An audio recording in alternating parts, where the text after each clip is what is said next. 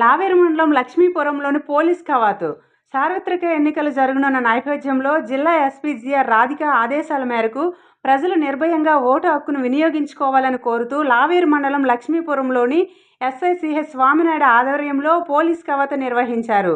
RPF ప్రత్యేక police బలగాలతో పాటు paramilitary బలగాలు కూడా మండలంలోని పలు ప్రాంతాల్లో కవాతు నిర్వహించాయి.